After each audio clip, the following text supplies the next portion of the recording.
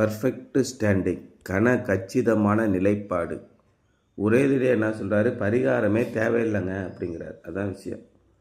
ஏற்கனவே ஒருத்தர் முழு பரிகாரத்தையும் செலுத்தி கச்சிதமான நிலைப்பாட்டிலே நம்மை கொண்டு நிற்பாட்டிட்டார். மறுபடியும் ஏன் நீங்கள் பரிகாரம் பண்ணிக்கிட்டே இருக்கிறீங்க? எல்லா மனிதர்களுக்கும் பாவத்தை குறித்து, தீங்கை குறித்து, கெட்ட செய்கை குறித்து மன வருத்தம், ரொம்ப வேதனை இருக்குது. நம்முடைய வாழ்க்கை அழிந்து போனது காரணம் நான் செஞ்ச பாவங்க எல்லாம் அப்படின்னு சொல்கிறாங்க. எல்லாருமே சமய சார்பின்றி அல்லது சமய மறுப்பாளர்களும் சொல்கிறாங்க, நான் பண்ண ஐக்கியத்தனா இப்போ என் தலையில் விடியுதுன்னு சொல்கிறாங்க. அதுக்கு என்னங்க பண்ணுறது? அதுலேருந்து எப்படி விடுதலை பெறுவது? எனக்கு நிம்மதி எங்கே கிடைக்கும்? அதுக்கு ஜோசியக்காரங்கிட்ட போவாங்க, சாமியார்கிட்ட போவாங்க, சர்ச்சுக்கு போவாங்க, வேளாங்கண்ணிக்கு போவாங்க. பரிகாரம் வாங்கி நீங்கள் வைக்கணுங்க. கையில் உங்களுக்கு புண்ணு வந்துருச்சுன்னா வேளாங்கண்ணியில் போனீங்கன்னா நீங்கள் பார்க்கலாம், என்ன இருக்கும்? கை அடையாளம் ஒன்று இருக்கும், மண்டை அடையாளம் ஒன்று இருக்கும், கால் ஒன்று இருக்கும். அதை வாங்கி வச்சு பூஜை பண்ணிக்கிட்டு இருப்பாங்க. இதெல்லாம் செய்கிறாங்க கிறிஸ்தவர்கள். ஒரு முறை எருசலேமுக்கு போயிட்டு வந்தால் தேவலாம் அப்படின்னு என்கிட்ட ஒரு ஆண்டியை சொன்னிச்சு, நீங்கள் சாலக்குடியில் போய் 10 நாள் இருந்தீங்கன்னா ஆண்டவருடைய பிரசன்னத்தை உணர முடியும்னு சொன்னிச்சு. நேற்று நம்ம படிக்கும்போது நைட்டு படித்தேன்ல, நீங்கள் எங்கும் பிதாவை தொழுது கொள்ளும் காலம் வந்திருக்கிறது. எங்கெல்லாம் இடத்துலையும் தொழுகணும். நீங்கள் சாலக்குடியில் போய் பரிகாரம் பண்ணாதான் ஆகாது. அவர் ஒரே நிலைப்பாடு, தம்முடைய சொந்த இரத்தத்தை சிந்தி, காளை ஆட்டுக்கடாக்களின் இரத்தம் பாவத்தை போக்காது. நியாயப்பிரமாணம் பாவத்தை போக்காது. நியாயப்பிரமாணம் என்ன சொல்லுது? நியாயப்பிரமாணம்னா சட்டம் என்ன சொல்லுது? குற்றவாளி என்று தீர்க்கப்படுகிறாய், 2-3 சாட்சிகளை வைத்து குற்றம் செய்தாயா இல்லையா? சார் நான் பார்த்தேன் சார், இப்போ குற்றம் செஞ்சான், அதான் கிடையாது, அவனை தூக்கி ஜெயிலில் போடு, தூக்கில் போடு. அப்போ 2-3 சாட்சிக்கினாலே நியாயப்பிரமாணம் நிறைவேற்றப்படுகிறது. அவனுக்கு தீர்ப்படைகிறான். இப்படி இருக்க இயேசு கிறிஸ்துவின் இரத்தத்தை அசுத்தம் என்று சொல்லுகிற எவனும் இதைவிட மகாபெரிய கொடிதானே தீங்கை அடைவான். ஏன்னா ஒரே இரத்தம்தான் நம்முடைய பாவங்களை நீக்க முடியும், வேற பரிகாரமே கிடையாது. அது ஒரு பாட்டு இருக்குல்ல, இயேசுவின் இரத்தம் தானே பாவ பாரம் போக்கவே, இயேசுவின் இரத்தம் தானே. வேறே நதியே இல்லை, இந்த ஜீவ நதி தான். இந்த இரத்தத்தை தவிர வேற இரத்தமே இல்லை. காளை ஆட்டுக்கடாக்கள் கோழி பறவைகளின் இரத்தம் மனுஷனுடைய குற்றத்தை நீக்காது. அப்படி நீக்கினால் அவர்கள் ஏன் மறுபடியும் பாவ நிவாரண பழியை செலுத்துகிறார்கள்னு கேட்குறார். எந்த பரிகாரமும் உங்களுடைய பாவத்தை, குற்றத்தை, மன துக்கத்தை தீர்க்காது. இதுதான் ரொம்ப முக்கியமான விஷயம். அதுக்கு என்ன சொல்கிறாரு? a perfect standing. எபிரேயர் 10ஆம் அதிகாரம் 13-14 வசனம் தான் தியான வசனமாக எடுத்திருக்காரு. he waits for his enemies to be made his footstool. இனி தம்முடைய சத்துருக்களை, எதிரிகளை தமது காலடியில் போட்டு மிதிக்கும் வரைக்கும், பாதபடியாக்கி போடும் வரைக்கும் காத்து கொண்டிருக்கிறார். Because by one sacrifice he has made perfect forever those who are being made holy. ஏற்கனவே அவருடைய இரத்தத்தினாலே பரிசுத்தமாக்கப்பட்டவர்களை காலம் காலமாக நித்தியமாக அவர்கள் எப்படி இருக்கு? ஏனெனில் பரிசுத்தமாக்கப்படுகிறவர்களை ஒரே பழியினாலே இவர் என்றென்றைக்கும் கம்ப்ளீட்டாக பர்ஃபெக்டாக பூரண பரிசுத்தர்களாக ஆக்கிவிட்டார். அவர் ஆசீர்வாதத்தை கொடுத்து விட்டால் அவ்வளோதான், திரும்ப ஆசீர்வாதத்தை வாங்க முடியாது.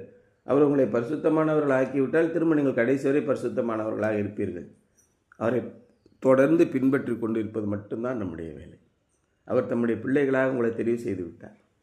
நீங்கள் ஆசீர்வதிக்கப்பட்டவர்களாக இருப்பீர்கள். நான் வேணாம், அவர் முரட்டு தள்ளி எனக்கு கடவுள் வேணாம், ஒன்று வேணாம், நீங்கள் அவருடைய வழிகளை விட்டு பிரிந்து போகும்போது நீங்கள் அடிபடுவீர்கள். இறைவன் அடிக்க மாட்டார். வெளியில் போனால் நாய் கடிக்கும், பூனை கடிக்கும், புலி கடிக்கும், எல்லாத்துக்கும் நீங்கள் ஆளாவீர்கள். இறைவன் என்றைக்குமே மனிதர்களை தண்டிக்க மாட்டார். நிறைய பேர் கஷ்டகாலம் வந்தோடனே என்ன சொல்கிறாங்க? கடவுள் ஏன் தான் எந்த பாடுபடுத்துகிறானோ தெரில, கடவுளுக்கு கண் இருக்கா என்னான்னு தெரில, கடவுளுக்கு எல்லாமே இருக்குது, துன்பப்படுகிறவன் நான் இறைவனால் சோதிக்கப்படுகிறேன் என்று சொல்லாதிருப்பானாக அப்படின்னு பைபிளில் இருக்கு. அழகாக வீட்டுக்குள்ளே பிள்ளைகளுக்கு சேர்த்து வச்சு 3 வேளை சாப்பாடு கொடுத்து, குளிக்கிறதுக்கு சோப்பு கொடுத்து, ட்ரெஸ்ஸு கொடுத்து, சென்ட் அடிச்சுருக்கு ஸ்னோ கொடுத்து, முகம் பாலிஷ் போடுறதுக்கு லிப்ஸ்டிக்கு கொடுத்து எல்லாம் கொடுத்து வளர்க்குறாங்க. அவங்களோட பற்றி எனக்கு தெரியாதா? என்கிட்டேருந்து எதாவது எதிர்பார்க்கணும் தானே இவ்வளோ பண்ணுறீங்க.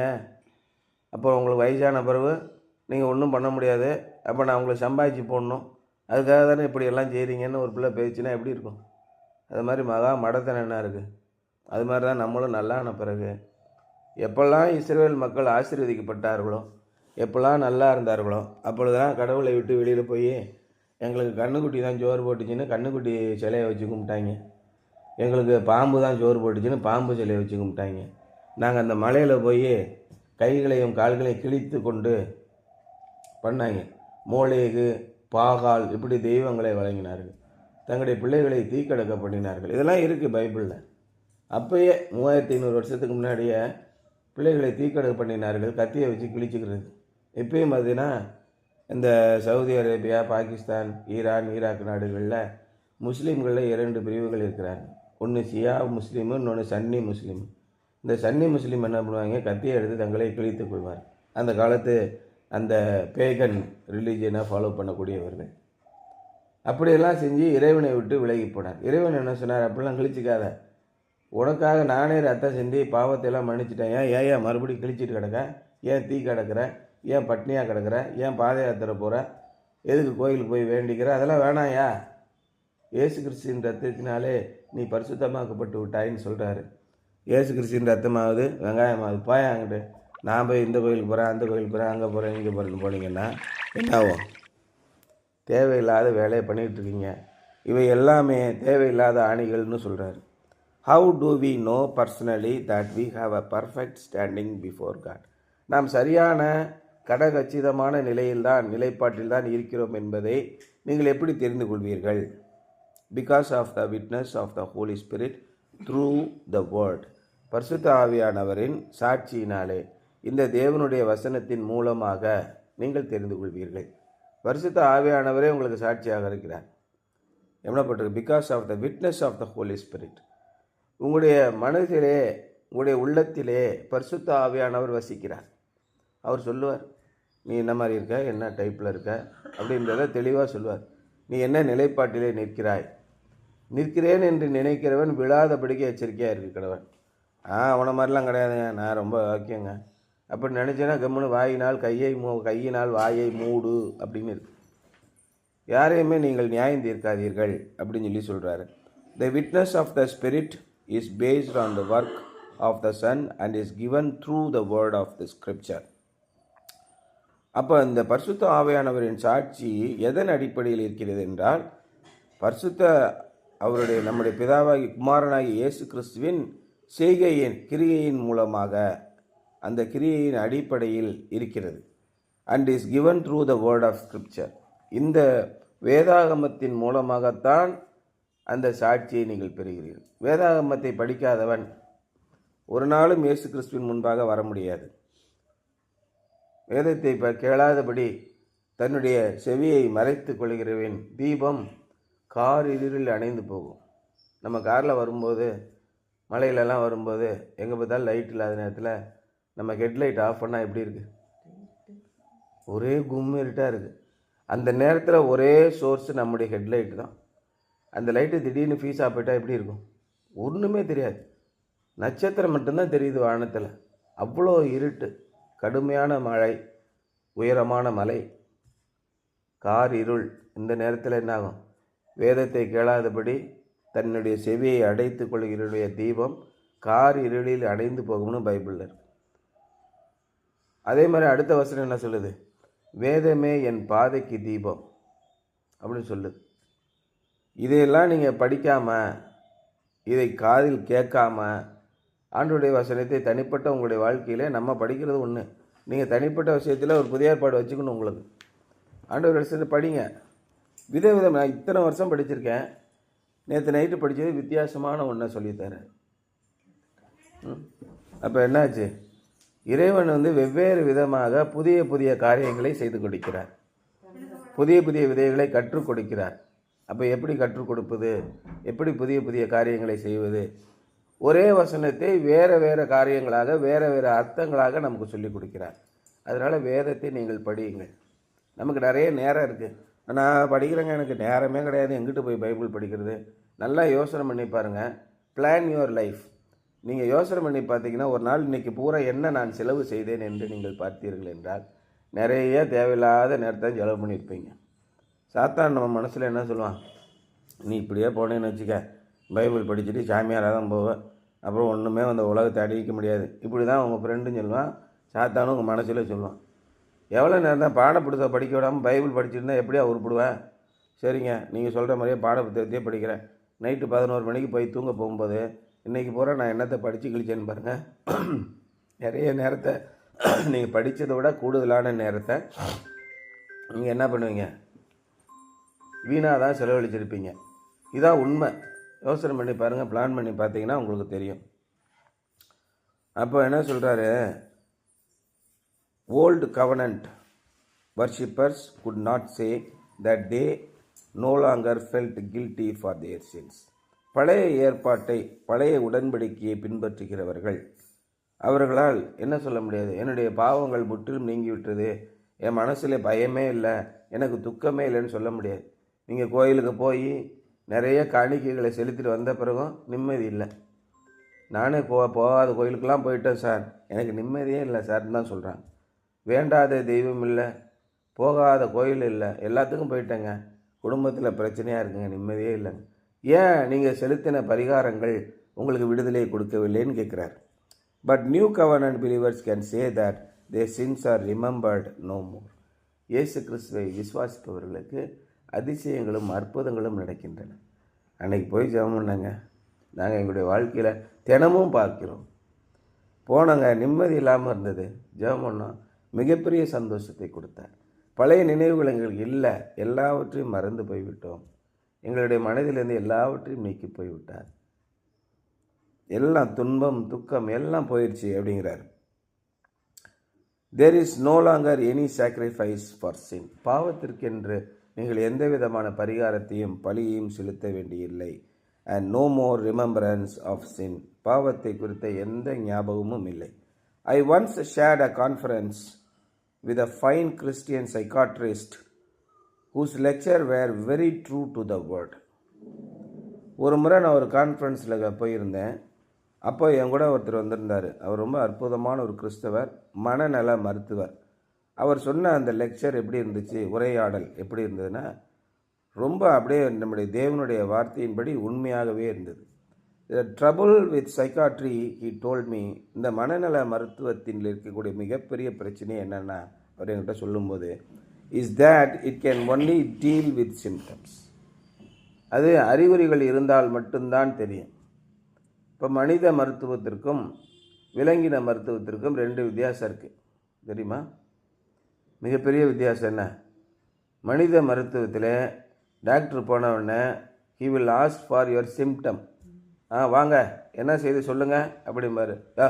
நீ தான் டாக்டருக்கு படிச்சிடல, கண்டுபிடியா அப்படின்னு சொன்னால் கண்டுபிடிக்க மாட்டார். இதே மாட்டு வைத்தியத்துக்கு போனோம்னா, வாங்க மாடு எப்படி இருக்கீங்க, என்ன செய்யுது அப்படின்னா டாக்டர் கேட்பார். பார்த்தோன்னே என்னையா அப்படிம்பாரு. என்னன்னே தெரிலங்க, 2 நாள் உடம்பு சரியில்லை, இரு பார்க்குறேன்னு சொல்லி ஒரு க்ளவுஸை போட்டு, எங்கள் அண்ணெல்லாம் இருக்கார், குண்டிக்குள்ளே கையை விட்டு பார்ப்பார், உள்ளே சாணி எடுத்து என்ன இருக்குன்னு. எங்கள் அண்ணன் வெட்டினரி டாக்டர், அதுகிட்டெல்லாம் கேட்க மாட்டார். மாட்டுக்கு உடம்பு சரியில்லை, நான் மாத்திரை தரேன், எது சாப்பிடுங்கம்பார்.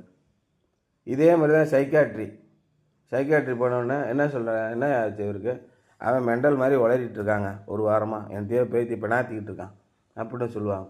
நைட்டெல்லாம் தூங்க மாட்டேங்கிறான் அப்படின்னு நம்ம சிம்டம்ஸ் சொல்லணும். அதான் அவர் சொல்கிறார். த trouble with psychiatry he told me is that it can only deal with symptoms. A psychiatrist can remove a patient's feeling of guilt, but he cannot remove the guilt. Sir, என் வாழ்க்கையில் நான் ரொம்ப பாவங்கள் செஞ்சிட்டேன் sir, ரொம்ப மனசை போட்டு எனக்கு உறுத்திக்கிட்டே இருக்கு, என்னால் முடியல.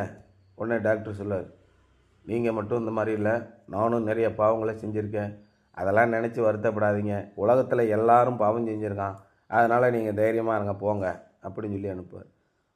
மன வருத்தம் துக்கத்தை குறித்த உணர்வை நீக்குவார், ஆனால் துக்கம் அங்கேயே இருக்கும். ஓ அப்படியா, எல்லாருமே இப்படி தான் இருக்கானா, சரி நானும் அழைகிறேன். சார் என் உடம்பெல்லாம் அழுக்காக இருக்குது சார். சார் இங்கே இருக்க எல்லா பேருமே அழுக்காக தான் இருக்கான், அதனால் நீனும் அழுக்காக இருக்குது, பிரச்சனை இல்லைன்னா என்னையா தீர்வு இது? சார் நான் சாக்கடையில் விழுந்துட்டேன், உடம்பு பூரா நாறுது, இங்கே பாரு எல்லாருமே சாக்கடையில் விழுந்து நாறிட்டு தான் கிடக்கான், அதனால் நீ ஒன்றும் கவலைப்படாத. இது தீர்வு இல்லைல்ல. இதுதான் அவர் சொல்கிறார். A psychiatrist can remove a patient's feeling of guilt, but he cannot remove the guilt.